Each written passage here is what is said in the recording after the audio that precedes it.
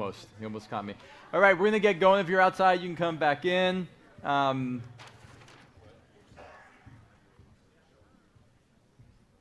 right, so that was just kind of like the setup. So how was the beginning? Good? Okay, awesome. Good start. So what we want to go into is something we call the minimalist marriage. I always have a tough time with that. And I wrote it, so.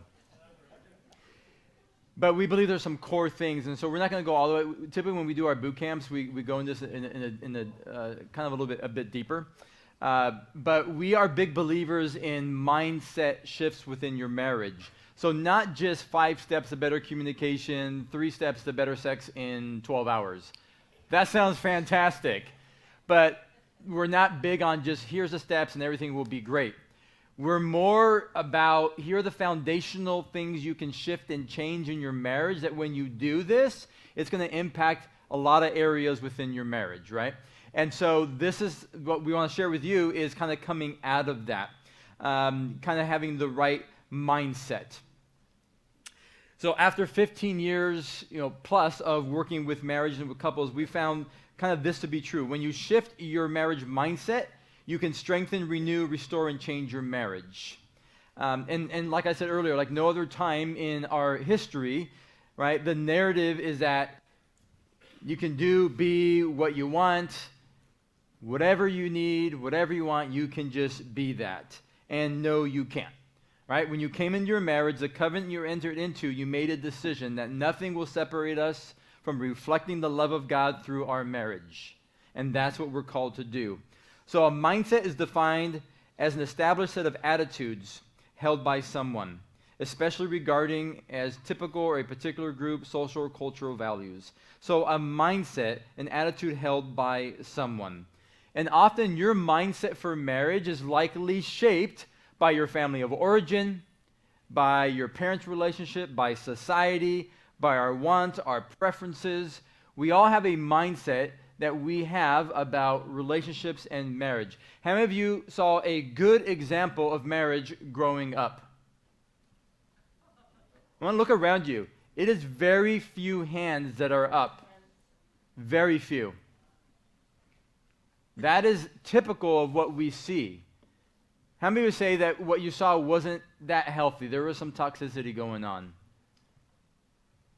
But here's what happens. As much as we say that's not what I desire or what I want, what begins to happen, and subconsciously what begins to happen, and from a psychological point of view, those things begin to get rooted. How many of you have done stuff that your parents did, you're like, oh, dear Lord. Or when you're parenting your kids, right, and you say something that your mom used to say to you that you said you would never, ever say, the same tone, the same eye rolling, the same posture, you're like, oh, dear Lord, please make it stop. What I love is when my wife tells me, oh, you're acting like your mother. Nope, Don't ever say that. That is so unhealthy and so not good. When I used to say, okay, fine, Diane. I'd call her mother. Where did I sleep that night? Yeah. You've never not slept A doghouse, yeah. No, I've never, ever slept on the couch. Nope. Intentionally. I have fallen asleep on the couch often, many times. So, the mindset of the world is about happiness, fulfilled expectations, ensuring all is fair. It's a fixed mindset. A godly mindset is about sacrifice, serving, dying to self, imaging Christ in your marriage. Your mindset of marriage has shaped where you're at today, what you think about it, right? Some of you have your mind set versus embracing the right mindset. Do you understand that? Some of you have already set your mind. Have you embraced a mindset that marriage is about imaging Christ or self? Have you embraced an easy mindset that leads to rejection of the idea that one must work hard during various seasons of your marriage? Or maybe you have the no work, all play mindset, which believes love and respect is a piece of cake. And if not, they conclude that the relationship was a mistake. Or they have no control over me mindset. No control over me mindset. I like that. Do you tend to tell yourself more often, I must work at being better, or do you have more of, I really don't care if I have to work at being better at this? It is what it is. Do you have a fixed or a growth mindset in your marriage? A fixed or a growth mindset? A fixed mindset says my weakness in marriage, that's part of who I am, and it should be hidden. But a growth mindset insists my weaknesses show me areas where I can improve in my marriage. A fixed mindset will blame and deflect. A growth mindset listens and it adapts. A fixed mindset sees a conflict in the marriage as a fatal flaw. A growth mindset recognizes conflict as an opportunity.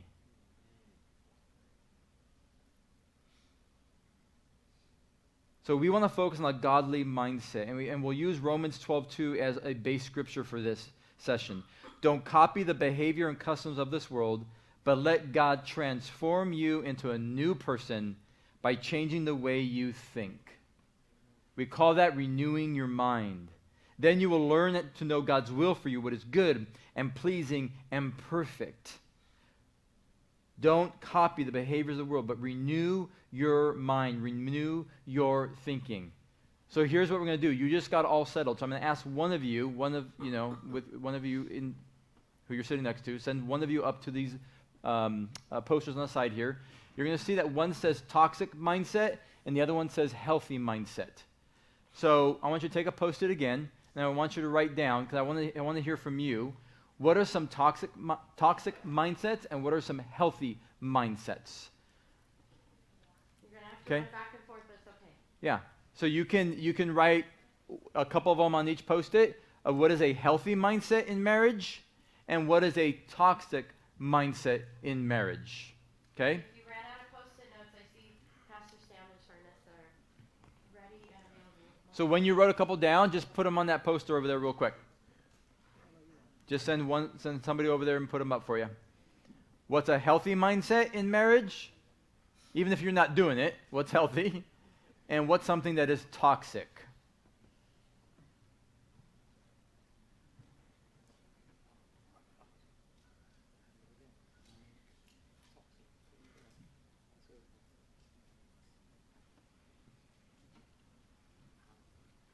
Just you. It's just you. You got it. You're holding it together. It's going to be awkward. I only read yours. They might know. All right, just jump up and put them up there, and then we'll talk about them really quick. What is a healthy mindset? What is a toxic mindset? And part of why we have you do this is, kind of part of adult learning is the fact that when we put things on paper, when we write things down and then take an action with it, it's good, and we all get to participate in it. You're going to get your steps in, walking back and forth across.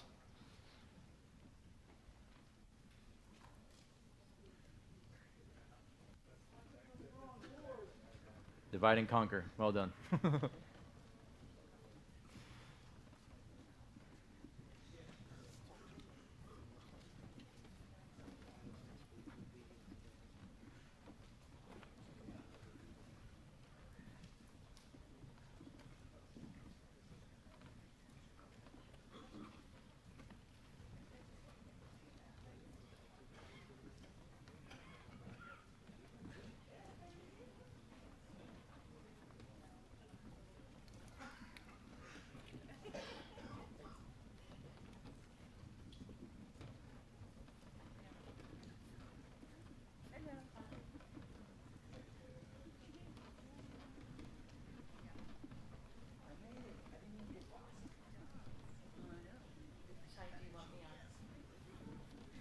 Oh, you want to go over there? It's fine. Toxic? Okay. Or you want me to go to toxic?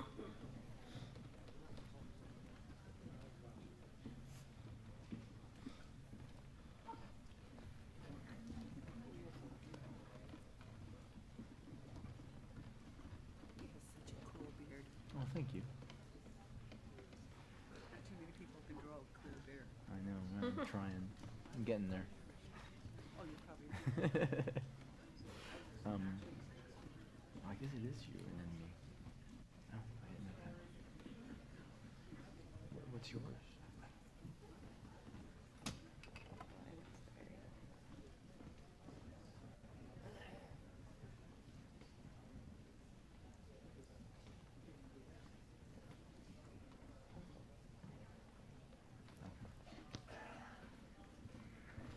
All right. Awesome. So just for a few minutes here, we're going to kind of take a look at these. This toxic one is filling up rather quickly. we apparently you guys know. We've all mastered what's toxic. Okay. All right. Ready? Yeah, you start with toxic. All right. Woo! There's so many, they're falling off. Okay.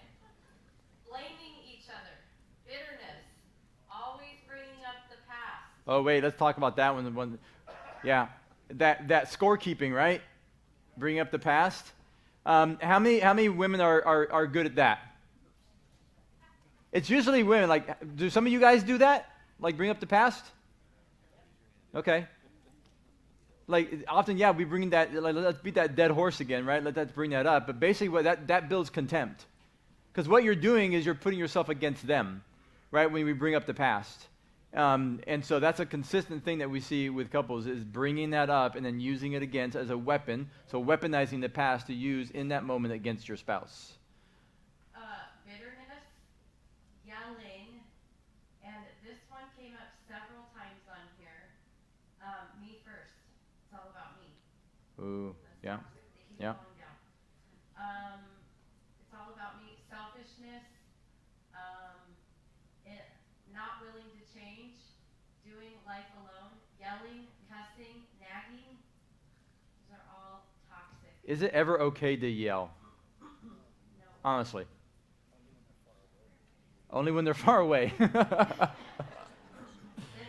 Is it right to verbally abuse your spouse by using curse words at them? Right? And it's an easy thing that a lot of people fall into. And they usually will say, well, yeah, you don't know. They make me so mad. Again, they made you. They are forcing you to yell at them. They are forcing you to say those words. No. I like this one. Waiting for the other to change. Ooh. We have seen that time and time again. Hey, listen, I've done my part. I've been really good for 2 weeks.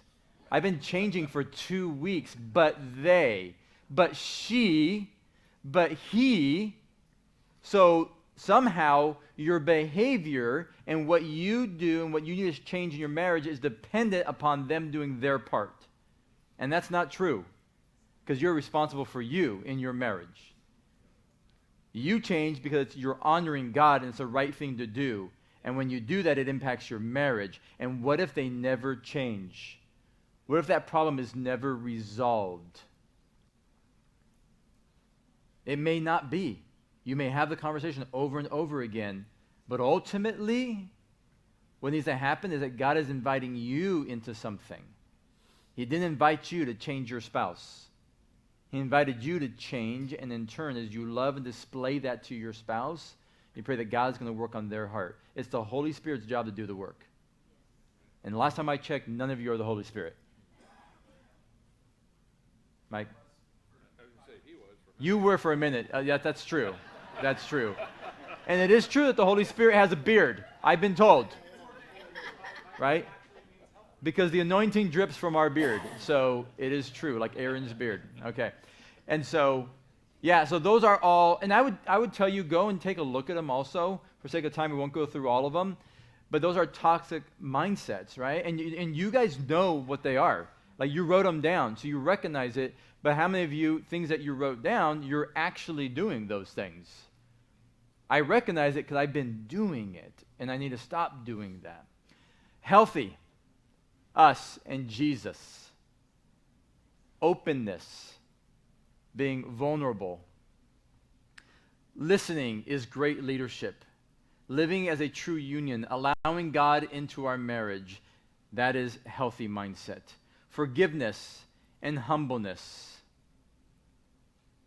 Communicate to forgive. Working as a team is a healthy mindset. Sacrificial service. And someone wrote team ability. That's good. Is that a word? It's a word now. What? Team ability. Oh, like you put it together. You put it together. Ability. Who wrote that? Raise your hand. Ability. Let's put it on a shirt. Come on. Who's going to admit that? Team ability. That's a good mindset. Oh, the Holy Spirit wrote it. Okay, sweet. All right. That place of having the mindset, we are a team together in this. We are for one another. We are together in this. We are not enemies. We are not, again, nose to nose. We are doing this together. And I love that. Like we're better together as a healthy mindset. Honesty, putting my spouse before myself, making space with no judgment to communicate hard things, listening, right?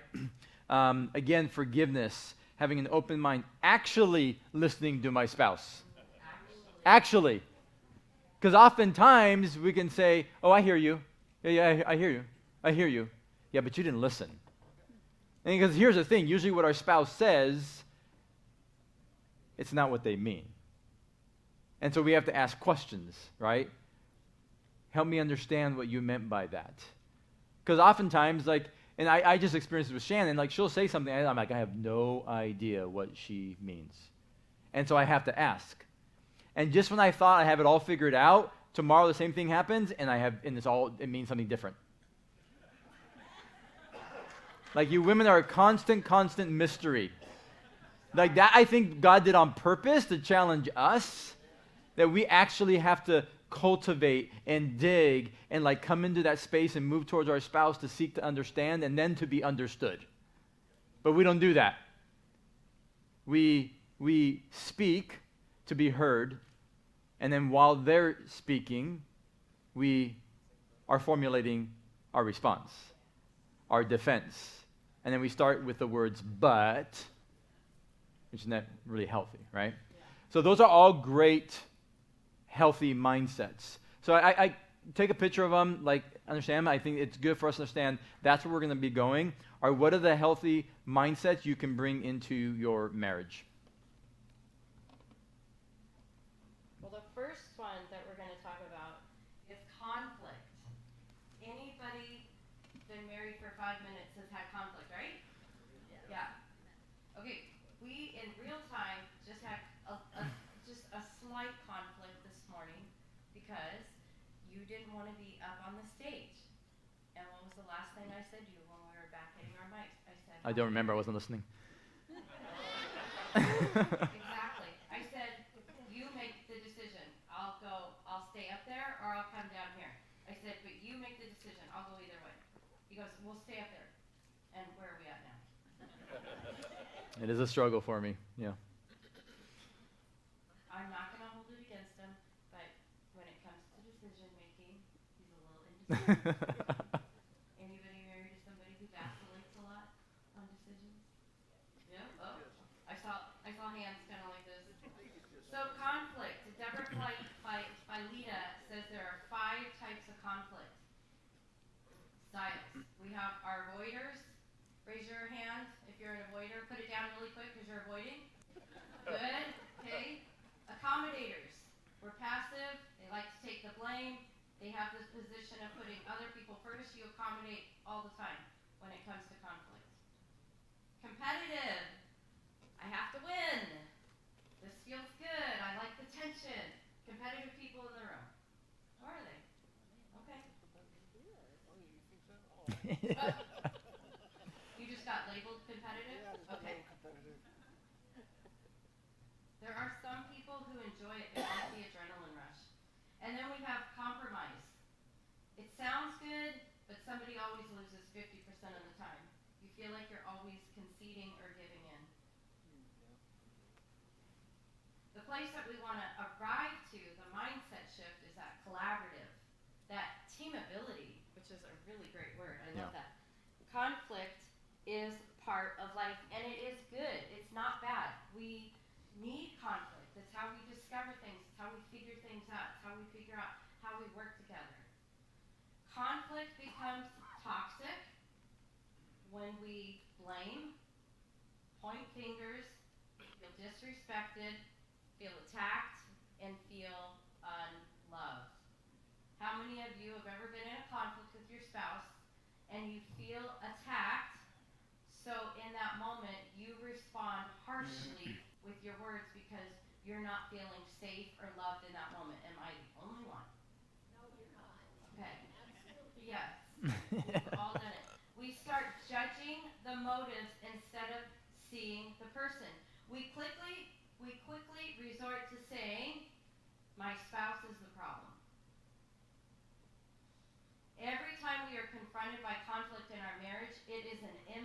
motivation to you to make a choice. Tim Ferriss, in an interview with Dr. Jordan Peterson, said, "I hate conflict, but I would rather have the small fight now instead of letting it build up, resulting in a worse fight in the future. Have the conflict now and experience genuine peace later." Javier asked how many of you have giant puddles or piles under your rug because you've swept so many things under the rug. Avoiding conflict does not make the problem go away. Jordan Peterson said conflict delayed is conflict multiplied. Marriage issues don't go away, they only get kicked further down the road. Dragons must be slayed, not left to slumber and gather strength. How many of you men, I'm going to say men, but maybe some of you women, have had a conflict, but the next day, your spouse seems okay, and you kind of for a second believe the myth that they've forgotten about it. You're like, they smiled at me, she still gave me coffee, I think we're okay. It might have been laced coffee. Careful. I think we've moved past it, or she forgot about it. How long did that last? A few minutes, maybe an hour? Nope. We're going to bring it up again. We're going to remind you of what we did not resolve. So, write this down if you're taking notes. Avoidance is not a strategy. Stop believing that myth. It's not a strategy. It doesn't work. It's been proven to fail 100% of the time. In order for there to be healthy conflict in marriage, we must have ownership. Remember, conflict is not bad. But without ownership, healthy conflict can't survive. Who in here has kids? Every time you guys deal with conflict and not avoid it, you are teaching your children not to be afraid of conflict. You have the power to set before them, we can have a disagreement. We can share our emotions, maybe we get heated, but we come to a resolution. We take ownership, we forgive, we move on. You have the power to be setting that example for your kids. So facing conflict mindset. Your spouse is different than you. This is number one.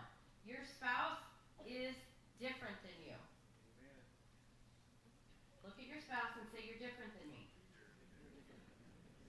You come from different families, backgrounds, how you were raised, cultural differences. We were at dinner with Sam and Sharnessa last night. Two completely different worlds these people came from. And listen, you guys loved how different you were when you were dating. You loved it. You're like, "He's so cute when he slurps his coffee. It's so cute." Now you guys are married. Slurp your coffee one more time. I'm going to drown you in it. You're just like, I'm over this. Like, it's not cute anymore. How many of you, the cute things, they faded? It's crazy. So we are different. And what I want you to have a mindset around is celebrating that you guys are different. I like that we don't like the same things, that there's different interests that we have, that we're not the same. Because there are a lot of things over time that you become, like you got your favorite shows, kind of like the same foods. But there's so many things that are different about us, and I love that, and I want to remember to always celebrate that. Your spouse does not think or act like you. You can't change them. So the biggest conflict for each of us is really our lack of control. I can't control what you're saying or doing right now, and that's frustrating me. So celebrate how different you are. Number two, you must pursue one another. You must pursue one another. To pursue the resolution of a conflict means setting aside your own hurt and anger and bitterness. It means not losing heart. When we don't pursue our spouse, it creates fractures in our marriage. We have to move towards them. We can't retreat. Sometimes our flesh does not want to move towards our spouse. But that's when we have to have that mindset shift of, I'm not going to do what my flesh wants to do right now. I'm going to move towards them. The biggest source of conflict is our selfish, sinful nature. Marriage offers a tremendous opportunity to do something about our selfishness. In order to defeat selfishness, we must slay the selfish nature within us. And ta-da, God gave you marriage. It's like, oh, 24/7 I get to practice being selflessness. I get to practice it all the time. Can I add something really quick to what you said? Go ahead. Can I add? Well, I already asked you. You said no. I'm going to do it anyways. To what she was saying about pursuing and going after them when there's conflict. Some of you might say, or maybe you're the person who walks away, who goes to the bedroom, right? And so let's just say, for example, you had a disagreement and she takes off to the bedroom and says, whatever, leave me alone, don't talk to me. She goes off to the bedroom. What's the natural response as a guy? I ain't going in there. I am not going in that room. That she said, don't go after her. I'm going to tell you to do the opposite. Go after her. Go after her. Because here's what begins to happen. She's going to go into that room, and you're going to be standing out there, and you're both frustrated, and what's going to begin to happen in her mind, and women, you can correct me if I'm wrong, but a story begins to unfold for her. Do you see? The enemy will start to say, see, I'm not worth it. He'll start to tell you, you're not worth it. You see, no one's going to come after you. He doesn't care about you. He doesn't love you. You're all alone. This narrative begins to play out. Now think about it. If you as a man walked in there and just said, hey, I know you said you wanted some time to think. I want you to know I love you. I'm for you. I believe in us. We're going to be okay. When you're ready, we can talk. And then you find that time. But I'm just telling you, go after your spouse in those moments. It's really powerful. Because if you let silence sit in and don't say anything, then that's when you grow bitter and resentful. And what's happening is you're building a case against the other person. And now you've become a lawyer and not a lover. Yeah. And we don't want to be that. No. We don't want to build that case.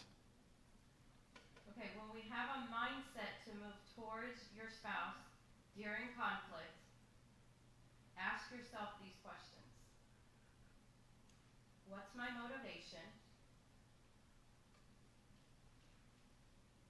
Will this help or hurt my spouse? That one question alone will decide whether or not this is a hill you need to die on. Is what I'm about ready to say going to help or hurt my spouse? This is where this thinking less of ourselves and more of our spouse comes in. Are they busy, hurried, rushed, or tired? See, as women, we think we have more words in our head, 3 times more words in our head than the average man. We are thinking and processing constantly. Whereas Javier has told me there are times when his brain doesn't think of anything. I don't know how it's humanly possible, but it happens. It happens. But we are constantly thinking. So when our spouse comes home, we are ready. We have our gun loaded with lots of questions and ammunition, and we're going up, without stopping to think, are they busy, hurried, rushed, or tired? Because ultimately our goal is a win for our marriage, that this conflict will get resolved. So if I think about what's the best time to approach my spouse, we're going to have a better outcome of our conflict. I used to always want to talk to Javi late at night. We'd be laying in bed, and I'd be like, so, we've been talking about getting a new car. And he's like, are you kidding me right now? No. No. He's like, Shannon, And I'd be like, why? She's like, what are you thinking? He's like, not right now. Or if it had to do something with the girls, we were homeschooling, or a question that came up. He's like, not right now. Not right now. And I used to get so mad at him for not being more open and available. But I had to learn his brain shuts off at 10 o'clock at night. It's more like It 8:30, it has room for some like 7:30. military movies and TV shows. It's got space for that, and maybe some popcorn. You know, that maybe some hot tea. That's about it. So I figured out to get to Javier was usually if in the morning I would say, and I can't say this, I can't say we need to talk because that was something that he heard growing up and he was always in trouble when his dad would say we need to talk. So I say, have some things I want to run by you. Women, yeah? I have some things on my list that I just need to kind of go over with you. Okay. He's like, how about we go for a walk later? All right. Listen, I get this man alone with a cup of coffee about 3 p.m. I can get whatever I want. It's my Pretty sweet true. spot. Yeah. So I've had to learn how we communicate, how we're going to navigate conflict. When is the best time? It doesn't mean that she's always accommodating me, No. right? We just know the best times for us to engage, have conversation, for it to be healthy, and I know what works for her. And if she wants to sit on the couch and talk about these things, then I need to be present and available for that. But she also knows I love walking and talking because I can process. So we've learned how to do that like together, what works, and using the right timing. And what she said about like, understand your spouse. Be a student of your spouse. Yeah. Study them. Because that's why she knows she can't say, we need to talk. Because I just think I'm in trouble from my dad again. Because that's all I heard growing up. So that can be those moments where they are kind of triggers, if you will, for, yeah. I didn't want to use the word trigger. Trigger, sorry. It's been so overused I today, know. you know. Everything's a trigger for everybody. But number 3, drop the competitive spirit. This competitive nature some of you have, men and women, you need to save it for the real games. Pickleball, golf game, board game, whatever. Fishing. Yes. Amen. But when you're in a conflict with your spouse isn't the time. Because sometimes we take the position of, I can't lose. You have an attitude of, I can't give in. And the position of, I have to be right. How many have to be rights in the rooms do we have? Last word, have to be right? 3 of us? There's only 3 of us in here. Thank you. He's like, okay. When we have a mindset shift, we drop the competitive edge and we become a negotiator. There are reoccurring issues in every marriage, and a mindset shift is when both of us come to the table to negotiate a resolution on a specific issue. We must exercise that muscle of compassion. Compassion allows us to see the person and not the problem. So often we hear on social media when people come to boot camps, it's like, my spouse is doing this. My spouse is the problem. My spouse is the problem. Well, your spouse is a daughter or a son of the Most High King, first and foremost. And we quickly see all of the things we don't like about him. You've metaphorically put Post-it notes all over your spouse.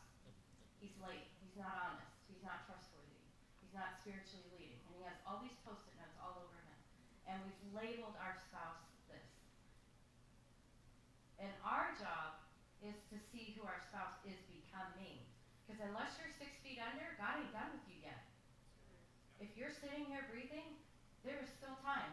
God can work in and through you. So when we operate with compassion, your marriage wins. Your flesh isn't going to feel great, but it's going to be okay because your marriage is winning. You score points for the same team. We're not on opposite teams. We're on the same team. So when we resolve a conflict and we win and we overcome it, we just scored points for our team. It builds trust, connection, and intimacy between you and your spouse. Conflict is good, and we have to acknowledge that our spouse is different. We have to pursue one another. And we have to drop the competitive spirit. We have to learn and lean into what it means to walk in compassion. And I promise you, your marriage will grow and thrive when you put those things into practice. You're up next. All right. So that first one was being intentional. It was conflict. So we're going to go into the second one, which is the next mindset is an intentional mindset. An intentional mindset. So having an intentional mindset in marriage. Right, so I love camping, I love being outside, being in a tent, I love fly fishing. Like anything outdoors, I am all in for. She is indoorsy, right? And I am outdoorsy. And so that's just different about us. But I have camped in various weather. I recall not too long ago I camped. It was 19 degrees outside. It was cold, right? I loved it. But there was something that was needed in that type of weather, and that was a fire, right? Helpful in those moments. So in having a fire, I can light that fire. I have everything I need to start that fire. But having the fire is not enough, right? The key to actual survival is being invested in maintaining the fire. Do you follow me? I can have the fire all day long. It would be great. But if I don't maintain the fire, if I don't cut the fuel, if I don't keep it stoked, if I don't, I got to make sure the rain and the wind doesn't take it out, I have to be intentional on keeping it lit.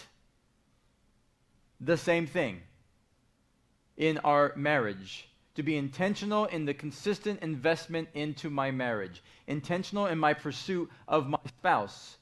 To maintain that fire, if you will. We have to make that decision. Successful marriages do consistently what others only do occasionally. You can write that one down. Successful marriages do consistently what others will only do occasionally.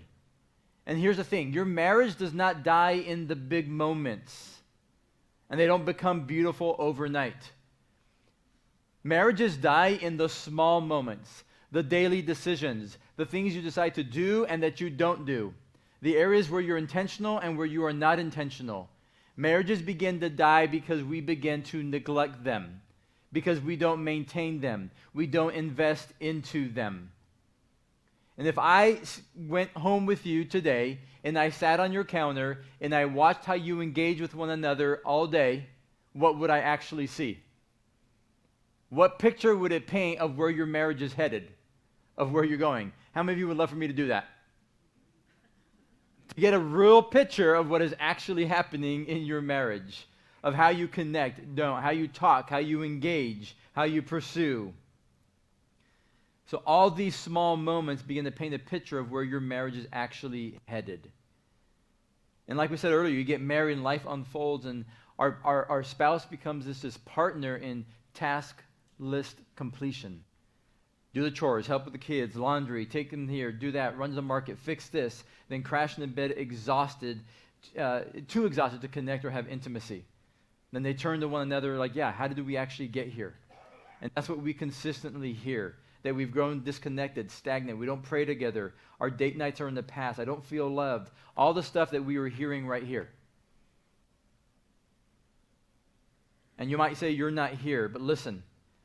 A marriage not lived with intention will intentionally struggle.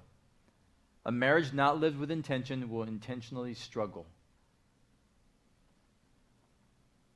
And I know sometimes what begins to happen with a lot of us is we go into autopilot.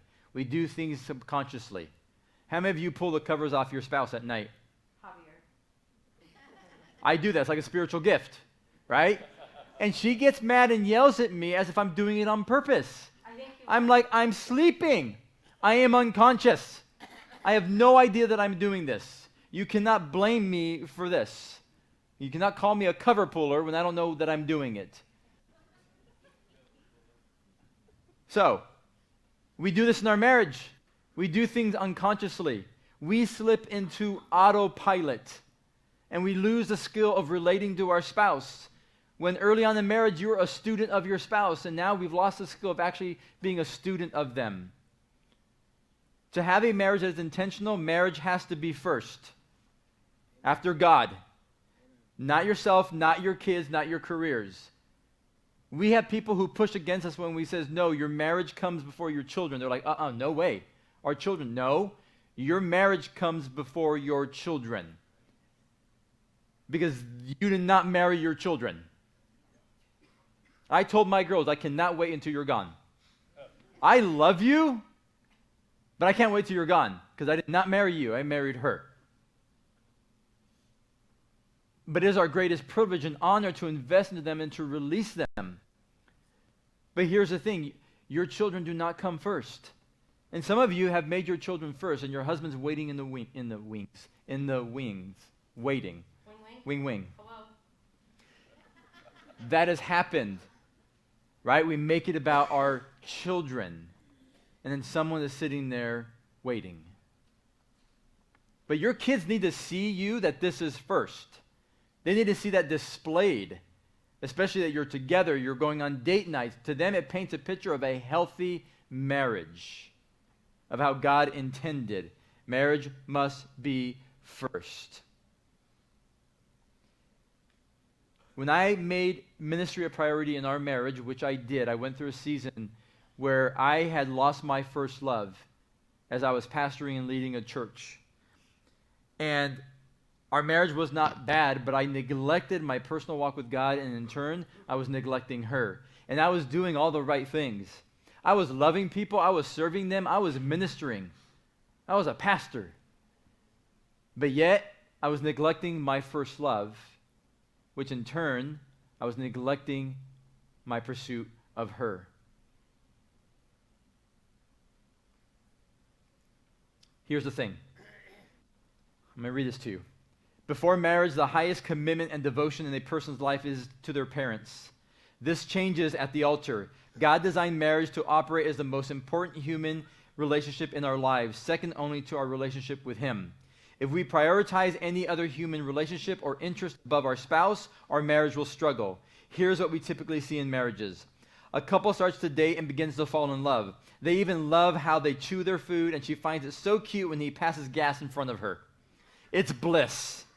They pay close attention to the relationship.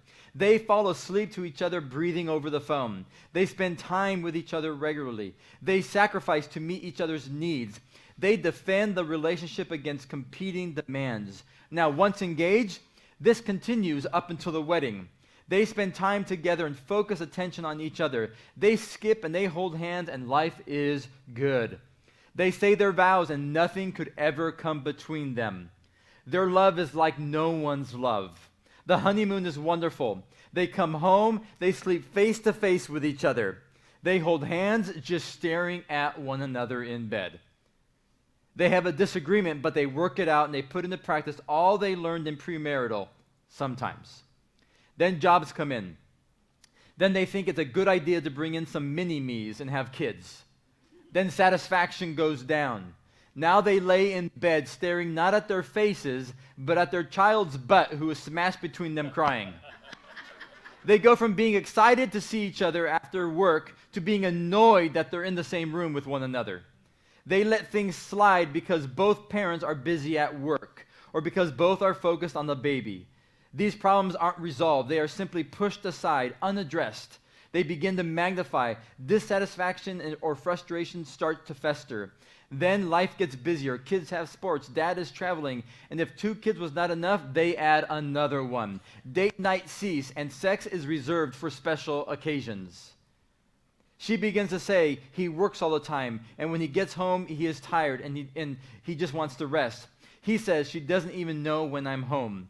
She is so busy with the kids that she is completely worn out when we are finally together. Both husband and wife feel violated. They are jealous of the thing that has stolen their place or priority in their marriage. They wake up one day, kids are gone, and they once again lay in bed thinking their breath smells like the devil, then staring at one another and thinking, this person looks familiar, who are they, and how did we arrive to where we're at? That scenario, although maybe exaggerated, maybe not, violates God's design for marriage. And that's a story we hear often from couples. A story of being unintentional in marriage day after day, and they end up in the place they did not want to be. You can change that, and that can shift. That can change today by building a marriage that is built on intention. You have to surrender. You have to let go. and that the core of letting go is having to surrender to Christ first and foremost. And if you don't surrender, you will build resentment and bitterness towards your spouse instead of intentionally serving one another. But you may say, but you don't know what they've done. You don't know what they do. You don't know how she disrespects me. And I'm going to tell you right now that your butts will never lead you to anything good in your marriage. Your butt will never lead you to anything good at all. You can say that, as we just talked about earlier, but she, but he, but he, but she. It does not matter. You have to move towards freedom, and that's going to be by what she talked, ownership, but also moving with intention. You have to intentionally surrender. And surrender means to go over and above, to give, to abandon oneself entirely to another. That's being intentional. Letting go of the hurt caused in your marriage is not easy. Letting go of the pain that you might feel from your spouse is not easy. Letting go of the fact that no matter how hard you try, it feels there's absolutely nothing you can do. But you pray about it daily. You surrender. And at times, we also have to accept it as it is right now in that moment. And when you admit to yourself that something is beyond your personal control, and then accept that as an unchangeable fact, you can truly begin to let go and to grow and to move with intention in your marriage. Because you stop trying to figure out how you're going to make it different. Acceptance is the key. And you might think, but if I accept it, am I giving in? No, you're not. You're not. What you're doing is you're allowing God to come in and say, God, I trust you more than I trust my spouse. I trust what you're going to do, and I'm going to move with intention towards them. And when it comes to letting go, God's not leading you on the safest path forward, but on the one that will change and grow you the most. Listen, God is already moving. He's already moving in your marriage. God is already working on your spouse. And the beauty of it is you have to let go of them. Move with them with intention. Let go of the bitterness, the resentment, the offenses. Let go. We talked about how the enemy's main goal is to break you apart. That's what he wants to do. And he wants to move you away from being intentional with your spouse. Because again, he doesn't care that you're together, but he does care when you know what your purpose is together and what you're designed to do. So, what can we do in this season to be more intentional? But also, what strips away that intention, right? What would keep you from being intentional? And I will tell you this, distraction will thwart being intentional, being distracted. You will never fully invest unless you know the why, the outcome, what your mission is, what you're becoming in your marriage. And it's only when you know what you want, a God-honoring marriage, that you can say no to everything else that wants you. Because there's a lot of things that will be competing for your attention. We already talked about these things right here, right? How many of you, this has been a struggle? Let's admit it. We can get lost in here because this can dull a pain, but also we get lost in other people's worlds. And then what happens when you get lost in their world? You begin to compare. Look what they have. Look how their marriage is. Look what's going on there. And now you begin to shift and see your spouse in a whole different light because they're not that. And this has brought so much division. We are the most connected yet disconnected society. Just take a moment and go to a restaurant and look at the couples around you who are sitting on their phones and not looking at one another. Who this is what they're having an affair with. An inanimate object that they have given their affection to. Because it's much easier and there's less obstacles to engage here than to engage with your spouse. It's too tough? Too hard? I'm so sorry. I'm not sorry. Not sorry. We become disconnected and not intentional because we become distracted. With a man, it's finances, careers, responsibilities, pressure of work, all the things that are going on. And our eyes distract us as men. And you go to pornography, you go to lust. You don't mean to get distracted, but like a car out of alignment, you wake up one day and there you are. This slow drift. Wives, it's kids, it's schools, it's not feeling pursued, anxiety, you get distracted. All these things competing for our attention. Distraction will thwart being intentional. You cannot be intentional when you're distracted by all the things that you've given yourself to, that you have made an idol, that you've allowed into your marriage. Can some of you think of some things that you've allowed in right now, that you've brought into your marriage that you know is distracting me from the person that I am called to love and pursue? Remove that. We talked about selfishness quite a bit, but that will thwart being intentional. If it's about you, it's not about we. What else will move you from being intentional? Tending another's fire. Tending somebody else's fire. You have one fire to tend, and that's your spouse's, not anybody else's. Anything or anyone where you place your affection or attention is robbing from your spouse. Tend your own fire and don't stoke another person's fire. Have clear boundaries in your marriage. Shannon and I do not drive alone in a car with the opposite sex. That might seem extreme to you. But we have boundaries to ensure we don't allow the enemy into anything. I don't text women separately on marriage issues because things can happen. I know me and it won't, but I don't trust the fact there could be a moment when I am not connected, we're having a struggle, and I find myself slipping. Do not open the door, because the devil will try to kick that thing wide open. So what are the things that you have allowed in? And some of you in this room need to cut it right now. Some of you have been engaging in things that are unhealthy in your marriage, and you know it. You've been leaning towards a relationship, a friendship, whatever it is, and you know it. And it doesn't start in a way where there's intention, but it moves to that. I don't know why I'm going there, but someone needs to hear that needs to end today.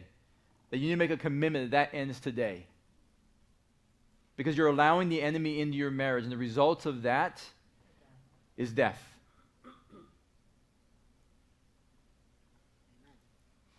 Not a lot of amens on that, but I will take the one that I got. How do you be intentional? Small daily intentional acts of love and connection. Notes, texts, gifts, chores. Helping with the kids.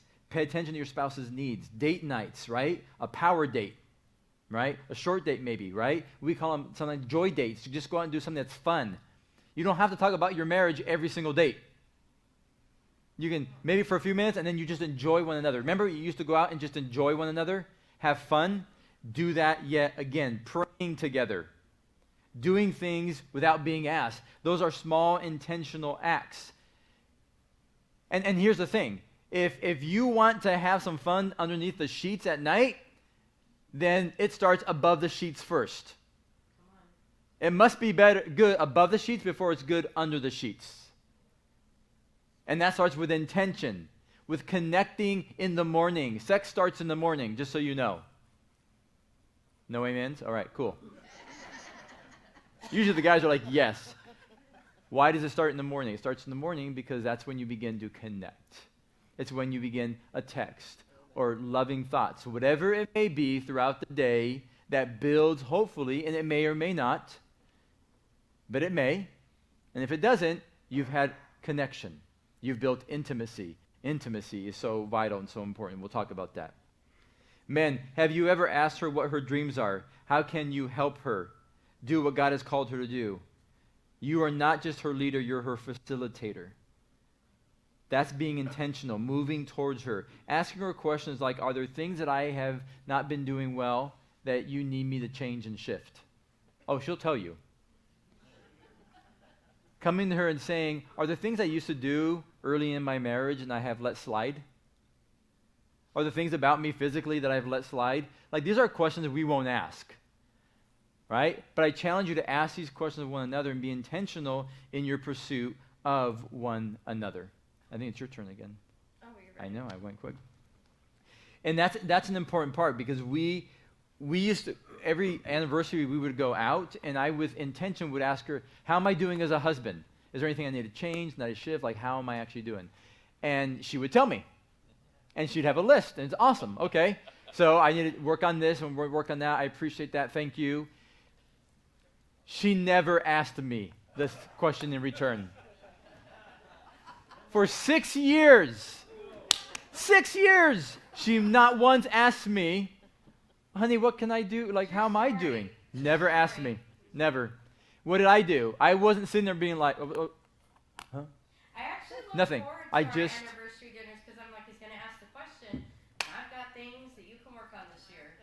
And then it was about year 5, and I got sensitive. The Holy Spirit got a hold of me. Yeah. And I was like, maybe I should ask him that question. Right. See, God's not done with us yet. Okay. This is my most favorite thing to talk about. We get asked to be on podcasts and be guests often, and they always say, what is something you guys like to talk about? Serving.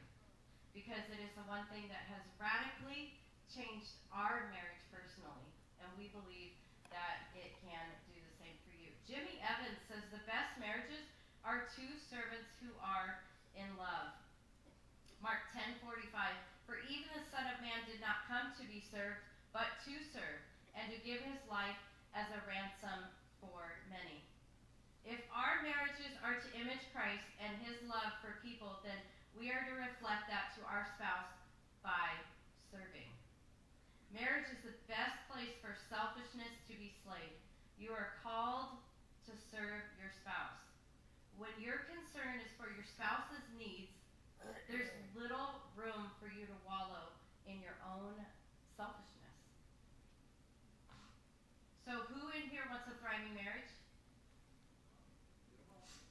Meeting one another's needs in marriage, despite what we need at that moment, is called serving.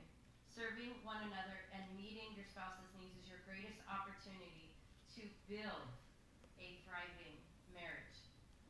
So selfish people often talk like this, and I saw some of these things over on the toxic mindset. Selfish people say, I go first. My needs come first. I get what I want. I'm looking out for number 1.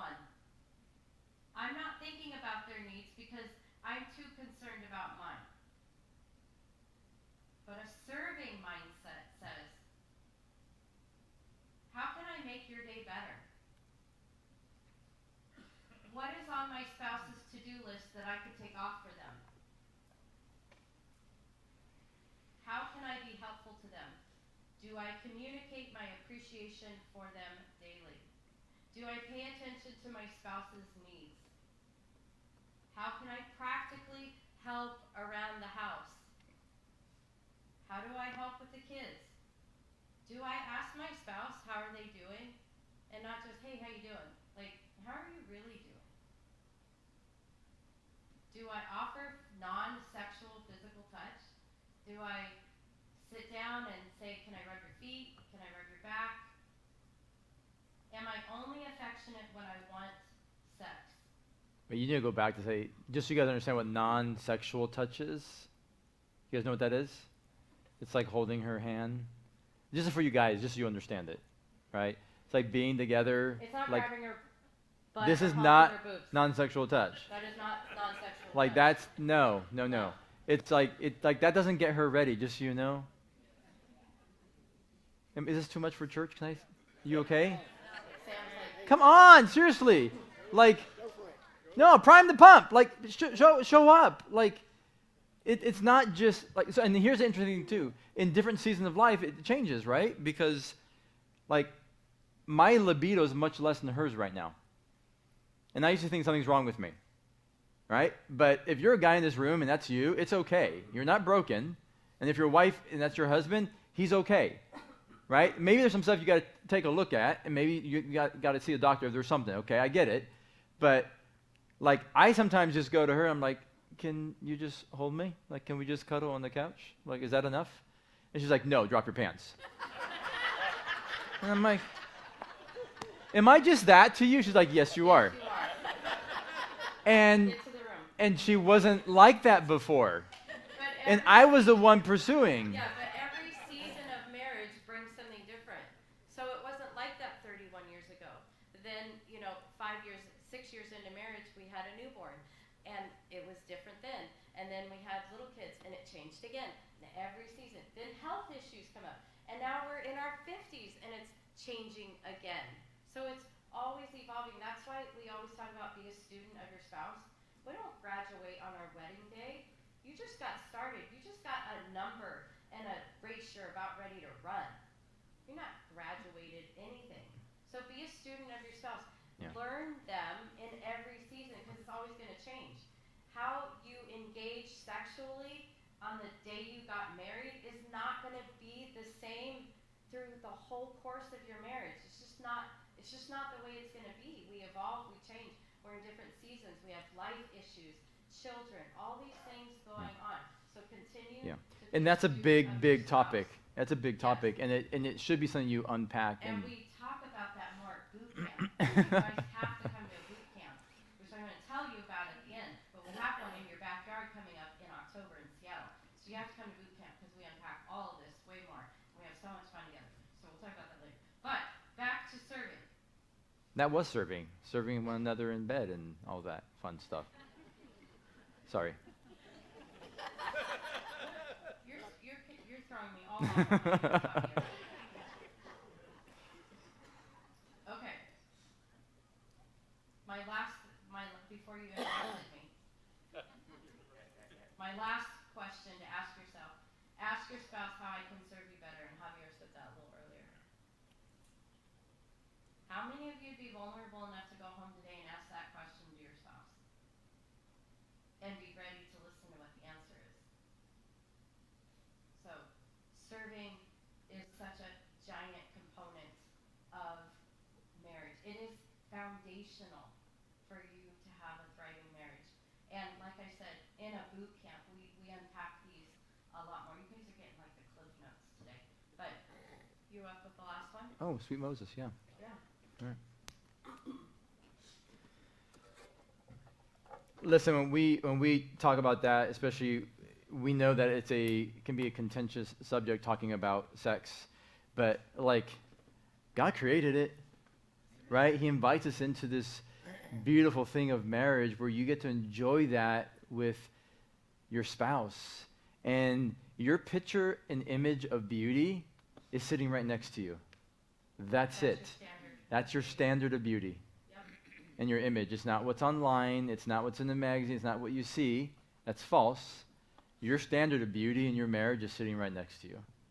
That's what it is. And if you're in the season, I would encourage you, like there's some resources we have and others we can point you to around if that's a difficult subject for you for various reasons. Like dive into that because God wants to do something beautiful in that area, and He can. He can heal and restore even within that. But we've also learned to understand each other's needs and where we're at, where we're not at in that area, and how to serve one another in that. And it is a beautiful thing. And I'm a prude compared to her. Is that bad to say? You're not a prude. You're just culturally you were raised differently. Culture I was raised, you don't talk about that, right? So when she asked me questions like, "What do you like in the bedroom?" And I'm like, "I don't know." I giggle. It's stupid. I mean, that makes no sense. But it was an uncomfortable thing. Nobody talked about it growing up, right? And so for her, it's not at all. Not at all. And so you have to have a healthy conversation and dialogue around that, and really engage and connect and communicate around that. You've come so far, honey. Thank you. I appreciate it. You're welcome. Right, so I'm going to touch on something which will be the last point with a minimalist marriage, but an area that I believe that we kind of touched on it just a little bit. But you heard Shannon talk about our first 5 years and how we navigated that season together. And I remember being at year 3 in our marriage. And again, it wasn't terrible, but it was painful. And we were struggling to unpack all the baggage, all the things that we brought into our marriage. And you know when you go into marriage and you say your I do's, right? You know, okay, I know it's not going to be always easy. It won't always feel this way. Yet, it's not until you face those struggles and those difficulties that you realize you're not sure how you're going to respond to those moments. And here's what I knew during that season. And I knew that I was called to love her. Full stop. I knew that I was called to give my life for her. Full stop. I was blessed to have a good picture of marriage growing up from my father. He didn't do it all perfect, but I had a good picture of marriage from him, of how he served and loved and pursued my mom. And I knew that I was called to love her, to walk alongside her, to help carry her in that season. I knew from somehow being just young in marriage, I knew that there was something else going on, that what I was seeing was indicative of deeper wounds and brokenness, and that God knit me together with her for a reason. And I still didn't know what I was doing. I was 20 years old. I proposed to her on the night of her high school graduation. I didn't even wait, in front of everybody. Thank you. And here we are 31 years later. But I know that I was called to carry her. And trust me, I wanted to not move towards her. I wanted to get on the other side of this. I wanted to just get through it. It was uncomfortable. But the reason so many marriages fail is because we aren't willing to do what it takes to restore it and to get into our spouse's mess. Because it's uncomfortable. We all have this aversion to pain and discomfort, right? It's factory installed into us. It keeps us safe, and in many ways it keeps us small. Greatness always requires us to do what feels unnatural, to run towards pain, to run towards fear. And you know what's on the other side of pain and discomfort? Is freedom. And for us, like in that season, it was difficult because I wanted it to stop. I didn't know if it would ever change. But one thing I knew would never change is that I was called to love her, irregardless of what took place, of what happened, of what was being said, of her behaviors, or if this was as good as it was going to get. I was called and commanded to love her and pursue her. And she would attest that it was because of those actions, too, that helped her heal through some other things. And she did the same thing for me. Because fast forward now into our marriage, and I hit a season of depression. In year 18. Everything that we had built, that we had worked to, the very thing that we had started, came to an end. And we found ourselves with nothing. I found myself in the season of feeling like I had nothing left to give. The church we had started and we planted and merged with another fell apart. And I sat on the edge of a curb, face in my hands, in tears, feeling completely empty. And the woman that God gave me stood by me. Every day she got up and looked for ways to serve me. And it wasn't good for her. She was alone. She was struggling. It wasn't until years later that I found out that she would stand in the shower and cry so that kids wouldn't see her and I wouldn't see it. She carried my burden. In year 1, 2, 3, and 5, I walked with her and carried her burden. Then you know why we both did that? Because we're called to and because we get to do that. I didn't choose that season. I didn't choose that moment in my life of brokenness, of depression, and not knowing if this is as good as it would get. But we knew that God has brought us together for a reason. And I would not leave her side and she would not leave my side. And if God, this is what I'm called to carry, I will continue to carry it. Because I will image you in my marriage. I will give of myself. I will lay myself down for her. During those first years, I realized I couldn't change her, but I could change myself. I can change how I move towards her. And I remember I made a decision one night during that season when I was laying inches from her, yet feeling miles apart from her. I knew what I must do. And that next morning, I remember waking up and going in the kitchen and asking her what she just said earlier. How can I serve you today? How can I make today better for you? and it wasn't met with excitement. Yet those two small, powerful questions could transform even your marriage. So I made a decision on that day to have a mindset shift that would be a catalyst. And it became the very theme for what we do and the work that we do, that in marriage you don't have to, you get to. And we believe that mindset shift can change everything. When you say that, it'll change how you pursue one another, how you engage, how you communicate, how you work on the things you know you need to work on. It will impact how you see your spouse. It will bring joy back into your marriage. And your marriage should be a source of joy. It's a shift. No, I don't have to do this. I could leave. This is not what I signed up for. I'm not happy. Or you could say, I get to carry this with them. A number of months ago in Flagstaff, Arizona, during a boot camp, I had a gentleman who came up to me. He'd been married for 10 years. He had proposed to his wife, and 2 weeks before their marriage, she was diagnosed with a lymphoma, with cancer. Stage 3. They got married. They've been married for 10 years. He says, I have never known marriage without cancer.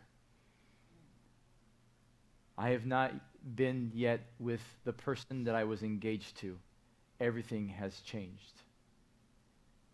But he stood there with me. He said, after going through this, I recognize how God has brought us together, and I get to carry this with her in this season. He said, there's a lot of things I don't get right now. There's a lot of things that I expected and I'm not experiencing. But I get to love my wife in this season. And I get to display the love of God to her and give myself on her behalf.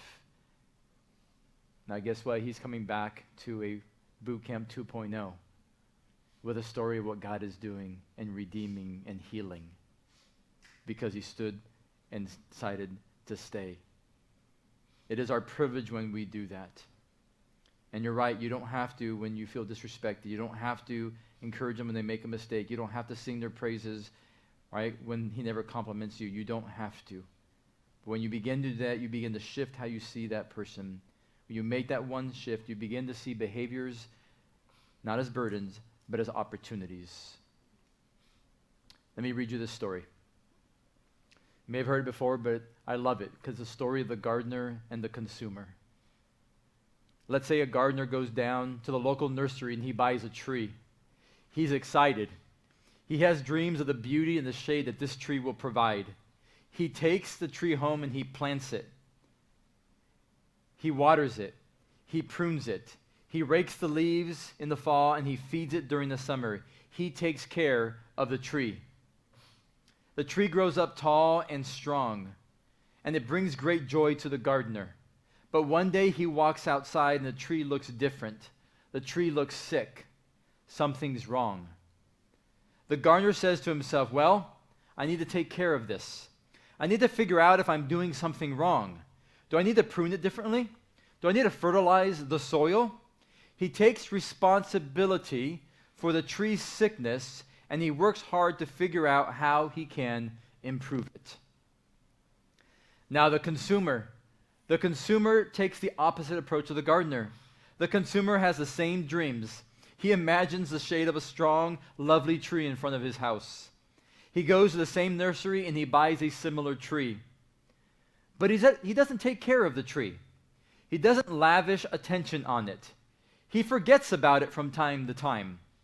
Sometimes he gets annoyed with all the leaves the tree is dropping. And when he goes out to enjoy the tree one summer and he sees it seems to be struggling, he thinks, I got a bad tree. It's the tree's fault. I need to go replace it. So he digs up the tree and he goes shopping for a new one. You see the difference? A consumer mindset assumes the tree is defective, sees a problem to fix, not support. A gardener mindset doesn't tell the tree you have a problem, you're on your own. The gardener takes responsibility for the tree's problem. He cares for the tree. He nurtures it. He prunes it. He's willing to put in the work to nurse the tree back to health. So in marriage, a gardener with a hurting spouse doesn't blame. They walk alongside. They don't turn their back. They pour time and energy into the relationship, making it about how do we support one another. If I have a mindset of a gardener in my marriage, then I will humble myself to love her. I'll get into her mess and I'll invest in her. Do you have the mindset of a gardener or of a consumer in your marriage right now? If you have a piece of paper, I want you to write down what just came to you right away. Something popped into your mind, put it on that paper, honestly. Consumer, gardener. Where am I at in my marriage right now? Have I been more of a consumer or have I been that gardener? What is it? Because that's the area that you need to work on. See, now when we are faced with something, I have this moment where my first thought should be, what can I do to make her better? She might need encouragement. She might need me to put my arm around her and listen to her. She might need me to pray for her. So what happens with your spouse is their problem is not the problem. The way you look at the problem might be the problem. Their problem should be a problem for you, shouldn't be a problem for you, but an opportunity for you.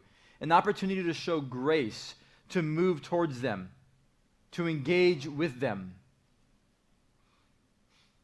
In the seasons of our life when I recognize that I need to always operate as a gardener to get into her mess, to serve her in that place.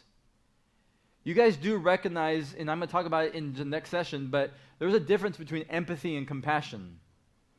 You can have a lot of compassion for your spouse. Oh, I hope you're going to be okay. Hey, honey, I'm praying for you.